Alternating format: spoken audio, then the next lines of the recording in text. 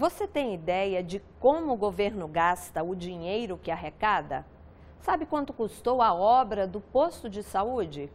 E o salário do pessoal que trabalha nos órgãos públicos? Transparência é democracia. A gente não quer uma democracia que vai acontecer só de 2 em 2 anos nas eleições. A gente quer o cidadão atuando, participando, estando presente cotidianamente na gestão das suas cidades. O Brasil tem uma cultura de esconder o jogo. Essa é a cultura. Um Estado arcaico, patrimonialista, né, que gosta de trabalhar às escuras, né, e que foge do debate à luz acesa. Né? E aí, quer dizer, quem tem informação tem poder. Vivemos um processo de impeachment que envolveu contas públicas. Participantes do julgamento disseram que os gastos do governo deveriam ser avaliados e discutidos pela população.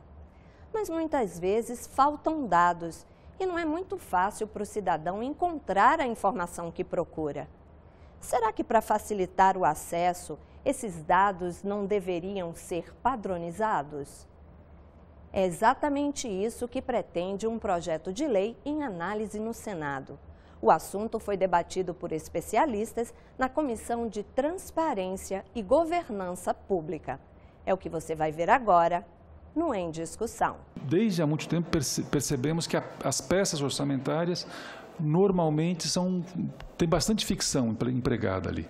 Né? E tem muito malabarismo, assim, muita criatividade, enfim, tem vários adjetivos que a gente não precisa trazer para a mesa nesse momento, mas que interfere, radicalmente na dificuldade de acompanhamento. A gente começa a baixar os dados, né? E começamos a verificar que há algumas discrepâncias bastante interessante entre órgãos da mesma esfera de governo, no caso do governo federal. A gente pode ver que para a mesma unidade de despesa, né, há diferenças em relação aos valores que foram informados à população. Então, nós estamos falando de dados públicos em portais de transparência, portanto, é a essência do ambiente público, mas que não permite ter um juízo de valor preciso sobre o montante de recurso que o Estado brasileiro gastou. Os dados ajudam a causar um pouco de desconfiança e desinformação para fazer uma correta leitura e apropriação das funções da execução orçamentária no Estado Nacional. Dificilmente a população toma decisão com dados, entendeu? Ela toma decisão com informação. Então, a nossa preocupação é como é que a gente organiza as informações, né, e coloca à disposição da população para que ela forme um juízo de valor. Eu tenho um projeto de lei tramitando, não é, para melhorar o acesso, não é, do cidadão aos portais de transparência, porque eles são tão diferentes uns dos outros, né, que é um verdadeiro exercício, não é, de caça, como é que chama, de jogo da trilha, lá tá correndo atrás, né? Cada portal é diferente do outro. O objetivo nosso é fazer com que a gente chegue a uma unidade, né, em torno dos portais de transparência para facilitar a vida de porque quem está todo dia, né, pesquisando nos portais de transparência tem uma certa habilidade, mas para o cidadão comum ele se aborrece no quinto clique, ele já deixa de lado. Deveria ter um padrão de organização e de disponibilização. Na nossa cabeça, é muito simples construir uma plataforma, com um grande banco de dados, um conjunto de robozinhos, né, que seja capaz de pegar essas informações, organizá-las no tempo e construir um conjunto de cruzamentos de informações que possa responder, ou seja, quanto custou a escola, quanto custou o posto de saúde, quanto assim, até descer a detalhes de quanto custou uma consulta, de quanto custa, um atendimento médico de baixa, de média ou de alta complexidade. O padrão não é só na questão da usabilidade, na questão dos portais serem diferentes, mas também na questão do conteúdo. Cada portal apresenta a informação de acordo com o que ele tem disponível, de acordo com seus objetivos, e o que torna difícil a análise e a correlação. Tem casos que você encontra um empenho, você encontra a especificação dele, tem casos que você encontra só o credor. Então, essa falta de padrão é uma coisa que complica muito para quem está acessando e para quem quer trabalhar com esses dados fora dos portais de transparência. Falta de interatividade. Esse é um ponto importante também, quando a gente fala que o portal tem que comunicar com o cidadão e o cidadão tem que conseguir passar esse retorno para a administração. Então, a gente vê hoje a ausência de ferramentas de compartilhamento, que ele pode pegar a informação dali e levar para a rede social, a falta de recurso para fazer um comentário, e isso fica muito separado no portal. Diante do exposto, nós criamos um primeiro portal que se chama Fiscalize Agora. Esse é um portal aberto, de intuito de controle social, onde a gente coleta as informações dos diversos portais de transparência e apresenta para o cidadão poder estar analisando e avaliando os gastos públicos. Então, a gente já tem muitos usuários que pegam a informação dali, levam para a rede social, onde existem vários grupos de associação de morador, de controle e fiscalização, os próprios conselhos mesmo, de saúde, educação, eles entram nesse portal para buscar informação mais rápida e conseguir levar e compartilhar na rede social. Uma outra questão muito importante, que é a questão da auditoria dos dados. Hoje, apesar da lei citar da questão da disposição deles, ela não trata da questão da qualidade. Então, não tem uma certificadora, um agente certificador que vai ali e fala assim, ó, a informação que está disponível nesse portal é exatamente o que foi executado dentro do município. E o que a gente percebe é que existem vários problemas de qualidade. E a própria questão das regras contábeis mesmo. A gente tem lançamento hoje que o valor pago é maior que o empenhado. E, na regra, a gente sabe que primeiro você tem que empenhar, liquidar e pagar. Então, existem regras lógicas dentro das questões contábeis que não são seguidas. Com isso, nós lançamos um outro portal, e esse bem mais completo que o Fiscalize Agora, até com um viés mais técnico, que a gente chama de diagnóstico público. O resultado dele foi também a questão da padronização dos dados. A gente tem outras comparações internas ainda na questão, por exemplo, da receita. A gente pega dentro dos portais que passam recurso, como a ANEEL, DPNM, que são recursos minerais, e compara com quanto que o município fala que recebeu. Então, você pega, por exemplo, o CEFEM, que é o minério, o DPNM fala que passou um valor e o município fala que recebeu outro. Então, essa questão de comunicação, de interoperabilidade, é uma questão que ainda tem que ser muito trabalhada, porque a gente percebe que quando tem fontes diferentes, a informação, na maioria das vezes, diverge. Então, é importante ter portais como esse que fazem esse tipo de auditoria para certificar de que esses dados estão corretos e que aquela informação realmente foi executada, a informação está correta. Esse trabalho pode substituir alguns tribunais de contas por aí, né, pelo previsto. Quanto mais transparência, melhora o controle social, né? Você empodera a sociedade para que ela faça o controle social. E não só a sociedade do ponto de vista, quer dizer, das organizações, mas todas as instituições que compõem a sociedade, em especial os partidos políticos, as organizações não governamentais, elas se empoderam a partir dessas informações, né, e passam a ter mais controle sobre as ações do Estado. Os portais de transparência, ou seja, do nosso ponto de vista, é o local onde essas informações devem ser disponibilizadas, né? Então, na nossa avaliação, o problema não está nos portais. Os portais é apenas a ponta do iceberg. Para a gente, o problema é muito mais embaixo, né? Está exatamente em como a gente rompe com a estrutura de um Estado arcaico, patrimonialista, né, que gosta de trabalhar às escuras, né, e que foge do debate à luz acesa, né? E aí, quer dizer, quem tem informação tem poder, né? Por isso que, normalmente, quem tem informação transforma-as em dados, né, e não informação. Ele fragmenta e esconde a informação porque dificulta, dizer, o acesso para a população. Você pode pedir qualquer informação ao governo. Sabia disso? É um direito assegurado por lei. Dos diários oficiais aos portais da internet. Transparência não é questão de boa vontade, não. É obrigação. Apesar dessas dificuldades com relação ao acesso à infraestrutura, dá para afirmar que no Brasil nós já temos um grande avanço em termos de transparência. E eu destaco particularmente a Lei de Responsabilidade Fiscal, que foi super importante como um nascedouro disso. Depois a Lei Complementar 131 também, que foi fundamental em dar direção para essa transparência na internet, particularmente. E, por último, a Lei de Acesso à Informação. Acho que esses três marcos legais São marcos da maior importância e têm feito uma diferença significativa no modo que o poder público se relaciona com seus cidadãos a partir das informações que o poder público coleta e as informações que o poder público disponibiliza para os seus cidadãos. Nós tivemos, de fato, um grande avanço principalmente nesse século, né? É muito elogiável. A Lei de Responsabilidade Fiscal, alterada pela Lei Complementar 131, ela obriga leis e relatórios orçamentários em versões simplificadas. E esse é o grande problema. É a linguagem cidadã. É a compreensão pelo cidadão do que se diz aquilo.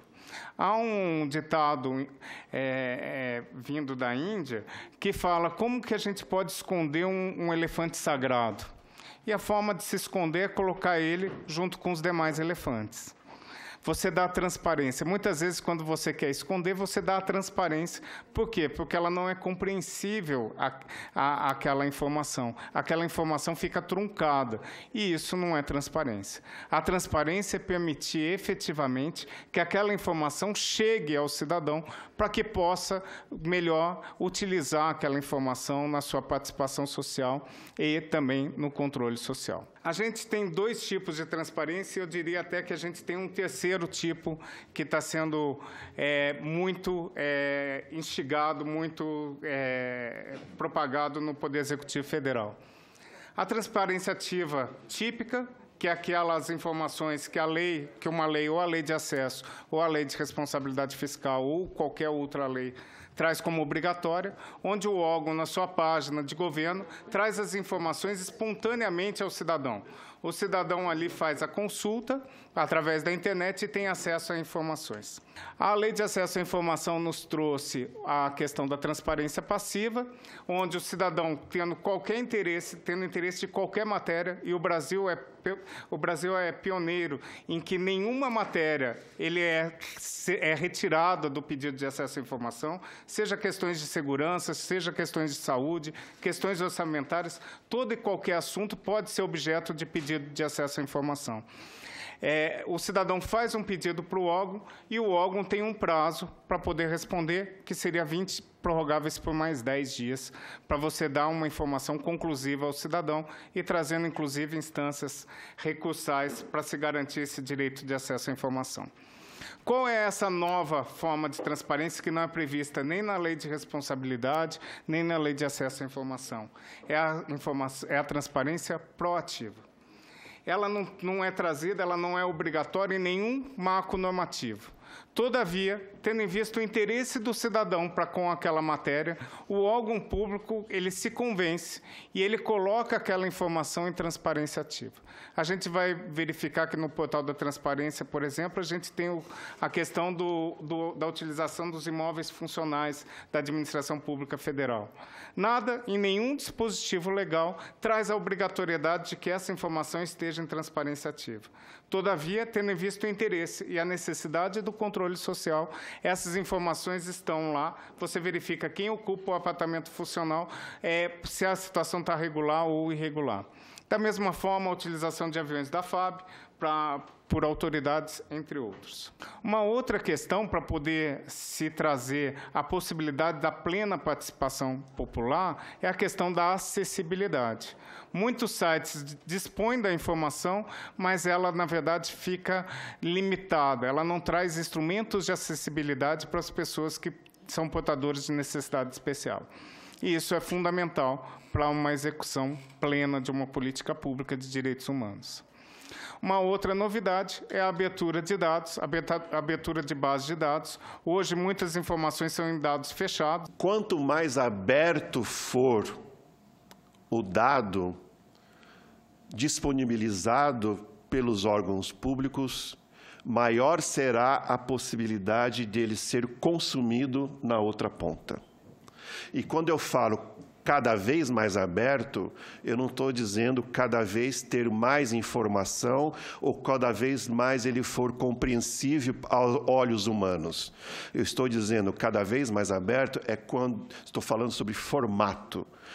cada vez mais os dados estiverem em formato aberto, que eu puder, por exemplo, baixar os dados para o meu computador, que eu possa combinar esses dados com outros dados, de tal forma que eu possa traçar comparabilidade com outros órgãos públicos, com órgãos públicos internacionais. E por que que isso é importante? Porque eu tenho que considerar que, muitas vezes, transformar os dados em dados compreensíveis para o cidadão pode não ser uma tarefa de governo. Pode ser que essas tarefas sejam melhor realizadas pela sociedade civil por meio dos intermediários. Tem muitos desenvolvedores web, tem muitos militantes de transparência, tem muitas organizações de controle social que eles podem fazer essa tarefa no lugar do governo, deixando que o governo foque na sua tarefa de governar e passando para a sociedade uma parte dessa tarefa, que é de interpretar os dados para a sociedade. Mas, para isso, os dados precisam estar num formato que seja acessível e reutilizável. A Secretaria de Transparência também da Controladoria Geral da União, do Ministério da Transparência, Fiscalização e Controle, ela é responsável pelo monitoramento da implementação da transparência no Poder Executivo Federal e o fomento da abertura de informações e de dados. Ela também é responsável por gerir o portal da transparência e as páginas de transparência dos órgãos do Poder Executivo Federal. O portal da transparência, na verdade, ele foi criado antes da sua obrigatoriedade. Foi uma inovação em 2004, que acabou recebendo vários e vários prêmios pelo Brasil, pela quantidade de informações ali armazenadas. É um portal que concentra em um único local informações de despesas, receitas, de convênios, de punições de empresas, de punições de servidor, de questões de amplo controle social. O que tem esse portal? Tem 17 trilhões de reais em despesas, 14 trilhões de reais em receitas, todas abertas para o cidadão fazer a pesquisa por empresa, por órgão, por ano, por exercício. 406 bilhões em convênios e outros instrumentos de repasse e 1,2 milhões de informações a respeito de servidores públicos, quanto à remuneração, quanto à lotação, quanto à forma de acesso ao cargo público. A atualização desse portal ela é diária. Só em maio, mais de 1 milhão de pessoas acessaram o portal da transparência, ou seja, o cidadão tem interesse em conhecer os gastos, as receitas do Estado. Em um país de dimensões continentais, os mais de 5.000 municípios brasileiros têm realidades diferentes e muitos não conseguem colocar em prática o que diz a Lei da Transparência. Internautas que acompanharam a audiência pública enviaram perguntas pelo portal E-Cidadania do Senado. Eu recebi aqui também o Andrei Uide Correia, de São Paulo. Ele diz que a transparência do Poder Executivo do Governo Federal é exemplar. O problema está nos municípios.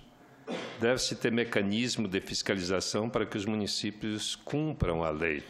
É isso que nós estamos trabalhando nesse momento, o aprimoramento da lei, a lei de 2001, a lei de responsabilidade fiscal, para acrescentar, digamos, punições mais severas, porque realmente o Brasil tem uma cultura de esconder o jogo. Essa é a cultura da transparência é algo muito recente, até porque esse é um país organizado por pouquíssimos, não é?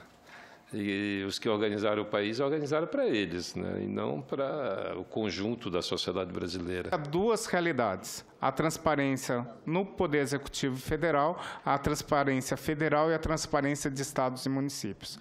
E o desnível, muitas vezes, é acentuado.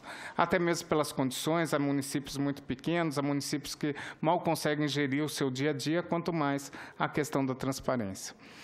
E, com base nisso, foi lançado um programa já no ano passado, acho que a sua primeira edição foi comemorando o 3º aniversário da LAI, que é o Escala Brasil Transparente, onde o Ministério da Transparência, Fiscalização e Controle avalia a transparência passiva dos órgãos dos entes municipais e estaduais. E a gente verifica que de maio de 2015 a novembro de 2015 houve uma sensível melhora nos estados quanto à questão da transparência passiva. Essa questão de transparência para estados e municípios, como não é competência do Ministério da Transparência, Fiscalização e Controle, o que a gente pode fazer é sempre fomentar, fazer o Escala Brasil transparente, mas a gente não tem como punir, a gente não tem como fiscalizar a transparência. Estados e municípios que não se adequam à Lei de Responsabilidade Fiscal, a Lei de Complementar 131, ela tem suspensa a transferência voluntária de recursos federais. A questão que tem que talvez ser pensada e discutida e debatida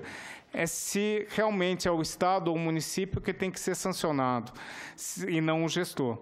Porque muitas vezes se para com o repasse a estados e municípios e quem acaba sofrendo é o cidadão. O cidadão não tem a transparência e nem o recurso, ele não tem a transparência e nem a política pública implementada.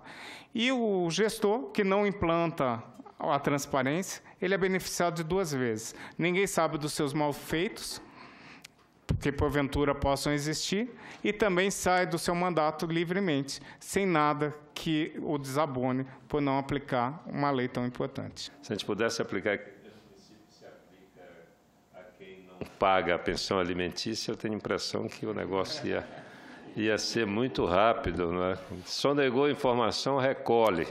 Não é? Não paga a pensão alimentícia, recolhe até pagar, não é? Aqui nós temos também Melania Barbosa, do Distrito Federal. Qual a viabilidade de um portal de transparência único para toda a administração pública, municipal, estadual e federal? Do nosso ponto de vista, é possível, sim, pensar, e acho que não poderia ser diferente, pensar numa plataforma única para as três esferas e para os três poderes. Acredito que seria uma grande evolução, seria um grande passo ter todas as informações concentradas num grande portal que atendesse aí todas as necessidades da população de modo geral. Eu queria discordar dessa postura de fazer o portal único, porque a gente corre um perigo muito grande de padronizar a tecnologia, né? E você não padroniza a tecnologia aplicada, você pode padronizar o que você considera importante ter num portal de transparência. Os dados que eu tenho que entregar, qual é o tamanho de cada dado e qual é a sequência que eu tenho que entregar. Agora, ele não pode me exigir que eu entregue esses dados, por exemplo, num formato Excel que é de um software proprietário de uma empresa chamada Microsoft. Um dos objetivos da Lei de Transparência é incentivar a participação popular. Na Grécia Antiga, os assuntos da comunidade eram decididos em praça pública. Hoje, as praças são virtuais e a tecnologia, se bem usada, pode permitir que o cidadão participe diretamente das decisões do governo. Nós estamos desenvolvendo uma experiência que me entusiasma muito. A Prefeitura de Macapá está transmitindo ao vivo uma licitação pública de pavimentação de uma obra, não é? Cujos moradores acompanham pela uma rede de WhatsApp e também pela página do Facebook. Agora vai entrar a empresa executora, a prefeitura, o fiscal da obra, todo mundo nesse grupo, todo mundo junto, acompanhando esse trabalho. O objetivo da transparência em tempo real é de impedir as compras irregulares, não é? De você prevenir o mau uso do dinheiro. Depois que paga, aí não tem mais jeito, tem que correr atrás, já é coisa da polícia, né? Já é assunto para a polícia, né? Como nós estamos acostumados a ver. Então, o que mostra é o seguinte, que os portais de transparência, de fato, abriram o caminho para a participação direta do cidadão. Uma coisa fascinante, né? Fantástica, que a democracia representativa, com todos os seus defeitos, né? E não são poucos, permite. Quando uma prefeitura, o órgão público, tem um portal de transparência, isso reflete toda uma boa administração dentro do órgão. Não é só um portal, existe uma organização toda ali dentro dos processos e dos sistemas que torna possível isso acontecer.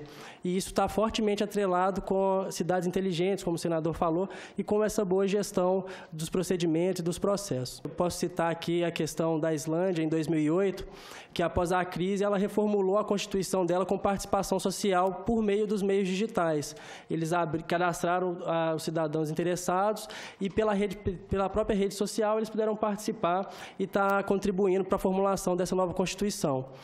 E isso a gente já percebe agora que também não está distante do nosso país. Quando o senador cita a questão das licitações abertas e que a população pode participar pela própria rede social, esse é o avanço que a gente quer ter. A gente não quer uma democracia que vai acontecer só de 2 em 2 anos nas eleições. A gente quer o cidadão atuando, participando, estando presente cotidianamente na gestão das suas cidades. Agradeço a todos, acho que foi um encontro extremamente positivo, esclareceu algumas dúvidas e agora vamos tratar de tramitar o PLS 570 para a gente dar um passo adiante na transparência dos gastos públicos e facilitar a vida, né, da sociedade que exerce o controle social. O Em Discussão fica por aqui. Você pode rever este e outros programas pela internet. É só acessar senado.leg.br/TV. Obrigada pela companhia e até o próximo Em Discussão.